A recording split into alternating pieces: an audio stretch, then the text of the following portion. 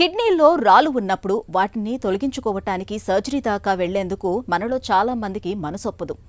నీళ్లెక్కువగా తాగడమో లేదంటే మందుల సాయం తీసుకోవాలని అనుకుంటారు. వీటితో కూడా ఫలితం లేనప్పుడు మాత్రమే అయిష్టంగా ఆపరేషన్కు సిద్ధపడుతూ ఉంటారు. అయితే ఇలాంటి వారికి కోత పెట్టకుండానే కిడ్నీల్లో రాళ్లను మాయం చేసే చక్కటి చికిత్స లిథోట్రిప్సీ రూపంలో అందుబాటులో ఉంది. బయట నుంచి అల్ట్రాసోనిక్ తరంగాలను పంపించడం ద్వారా కిడ్నీల్లో రాళ్లను ముక్కలుగా విడగొట్టొచ్చని చెబుతారు డాక్టర్లు. కోత పెట్టకుండా కిడ్నీల్లో రాళ్లను మాయం చేసే ఆధునిక విధానం లిథోట్రిప్సీ గురించి ఇప్పుడు తెలుసుకుందాం.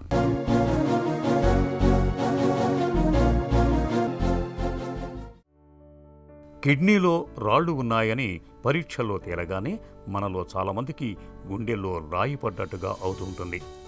వాటిని ఎలా తొలగించుకోవాలా అని అనుక్షణం మదన పడుతూ ఉంటారు. సాధారణంగా కిడ్నీలో రాళ్లుంటే కాస్త నీళ్లు ఎక్కువగా తాగి మందులు వాడమని చెబుతూ ఉంటారు డాక్టర్లు. దీంతో చిన్న రాళ్లైతే మూత్ర విసర్జనలో పడిపోతాయి. అయితే ఈ సూత్రం కేవలం రాళ్ల పరిమాణం చిన్నగా ఉన్నప్పుడే వర్తిస్తుంది. మరి కిడ్నీలో రాళ్లు బాగా పెద్దగా ఉంటే ఏం చేయాలి? సర్జరీకి వెళ్లాల్సిందేనా? అయితే కిడ్నీలో రాళ్లను తొలగించేందుకు అన్ని సందర్భాల్లోనూ సర్జరీ అవసరం లేదు.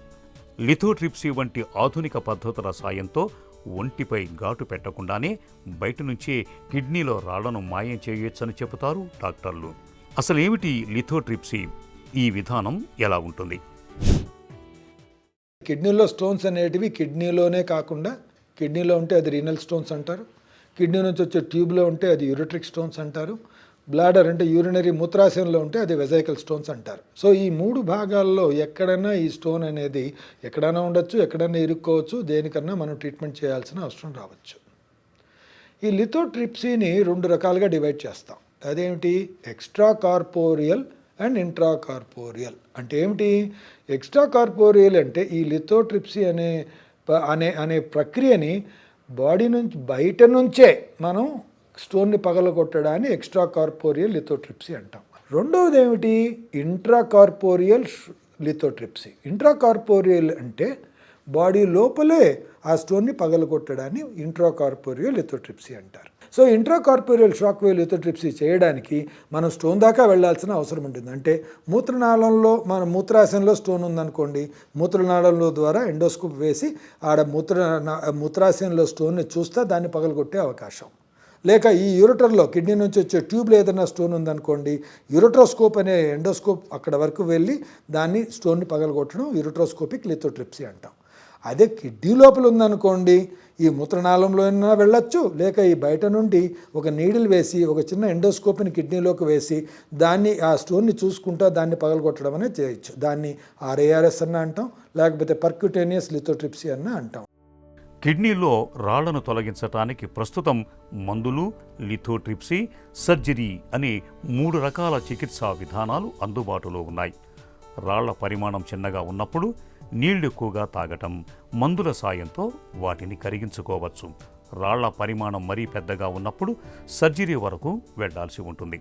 ఇక రాళ్ల పరిమాణం మధ్యస్థంగా ఉన్నప్పుడు, అవి కిడ్నీల నుంచి మూత్రాశయానికి వెళ్లే నాళాల్లో ఇరుక్కుపోయినప్పుడు లిథోట్రిప్సీ పద్ధతి బాగా అనుకూలంగా ఉంటుంది. ఈ చికిత్సలో భాగంగా ఓవైపు ఫ్లోరోస్కోపీ సాయంతో రాళ్లను కంప్యూటర్ తెరపై చూస్తూ బయట నుంచి శబ్ద తరంగాల సహాయంతో కిడ్నీలోని రాయిని చిన్న చిన్న పలుకులుగా పగలగొడతారు. దాంతో అవి మూత్ర విసర్జన సమయంలో బయటకు వెళ్ళిపోతాయి. ఈ ప్రక్రియను extra corporeal shock wave lithotripsy అంటారు. చిన్న పలుకు లాంటి రాళ్లు బయటకు వచ్చే సమయంలో అవి మూత్రనాళాల గోడలలో ఒరుసుకుపోయి గాయం కాకుండా ఉండేందుకు మూత్ర విసర్జన మార్గం ద్వారా కిడ్నీలు, మూత్రాశయానికి మధ్యన ఓ ట్యూబును వేస్తారు. దీన్ని యూరిటిక్ స్టెంట్ అంటారు. దీన్ని కొద్ది రోజుల వరకు అలాగే ఉంచుతుంటారు. చిన్న ముక్కలుగా మారిన ఆ రాళ్ల పలుకులన్నీ తొలగిపోయాక స్టెంట్ను కూడా తొలగిస్తారు. ఇప్పుడు ఆ స్టోన్ని పగలగొట్టడానికి కూడా కొన్ని రకాల ఎనర్జీలను వాడతాం. మామూలుగా కామన్గా వాడేటివి 2 అండి. ఒకటి ఏంటంటే న్యూమాటిక్ ఎనర్జీ అంటాం. అంటే ఒక ప్రోబ్ ఇట్లా ఇట్ విల్ బి న్యూమాటిక్, అంటే ఒక గ్యాస్ చేంబర్ వల్ల అది మూమెంట్ వల్ల ఆ ప్రోబ్ మూవ్ అయ్యి దాన్ని పగలగొట్టడం జరుగుతుంది.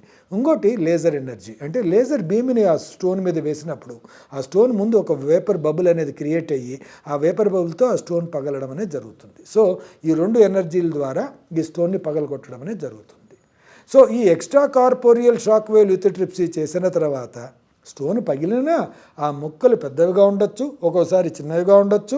అవి మూత్రనాళంలోంచి బయటికి ఆటోమేటిక్గా దాని అంతటికే రావాల్సిన అవసరం ఉంటుంది. కాబట్టి పగలగొట్టడం వరకే మనం చేయగలుగుతాం, కానీ ఆ స్టోన్ బయటికి వెళ్ళగొట్టే ఛాన్సు మనలో ఉండదు, ఆ పేషెంటే చేయాల్సిన అవసరం ఉంటుంది. ఒక్కోసారి అది పగలగొట్టిన తర్వాత స్టోన్ అనేది బాగా బ్లాక్ అయిపోవడం, మళ్ళీ మేమేమన్నా ప్రొసీజర్ చేయాల్సిన అవసరం రావచ్చు.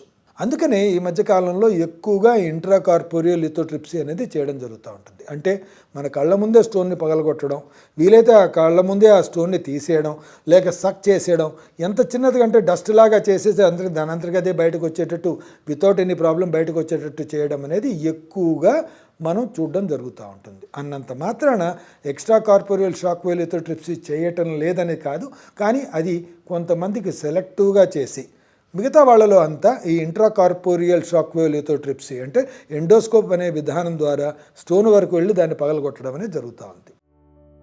అల్ట్రాసోనిక్ షాక్ వేవ్ల సాయంతో కిడ్నీలో రాళ్లను చిన్న చిన్న పలుకులుగా విడగొట్టే లిథోట్రిప్సీ విధానం పూర్తిగా సురక్షితమైనది.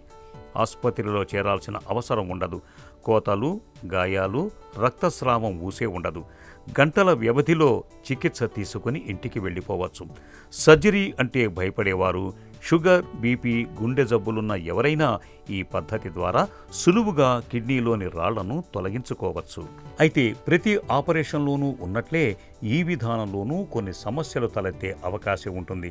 పలుకులుగా విడిపోయిన రాళ్ల శకలాలు కొన్ని కిడ్నీల్లో అక్కడే మిగిలిపోయే అవకాశం ఉంటుంది.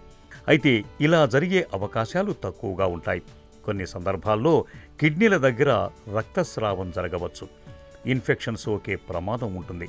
ఈ సమస్యల్ని నివారించుకోవటానికి నిపుణులైన వైద్యుల దగ్గర మాత్రమే లిథోట్రిప్సీ చికిత్స తీసుకోవటం అన్ని విధాలా మేలు.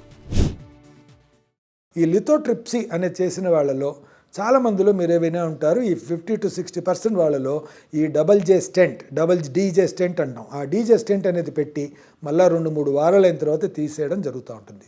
మీరు 2 తెలుసుకోవాలండి. ఎప్పుడైనా కానీ మీకు ఎప్పుడైనా సరే మీకు ఇలాంటి ప్రొసీజర్ చేయించుకుంటే, డాక్టర్ గారు నా బాడీలో ఏమన్నా స్టెంట్ ఏమన్నా ఉందా, అది ఉంది అంటే ఎన్ని రోజులకు ఒకసారి తీయించుకోవాలి, ఈ క్వశ్చన్ మాత్రం తప్పకుండా అడగండి. నెంబర్ 2, ఇంకోటి తెలుసుకోవాల్సిన విషయం ఏంటంటే, ఏ లిథోట్రిప్సీ ప్రొసీజర్ అయినా కానీ my clearance is complete or anything left behind, అంటే నా స్టోన్లంతా మొత్తం క్లియర్ అయిపోయినాయా లేక ఇంకా ఏమన్నా ఉన్నాయా లేదా అనేది ఎప్పుడు చెక్ చేసుకోవాలి. ఉన్నాయి అంటే ఇలా ఫాలోఅప్ చేయాలి.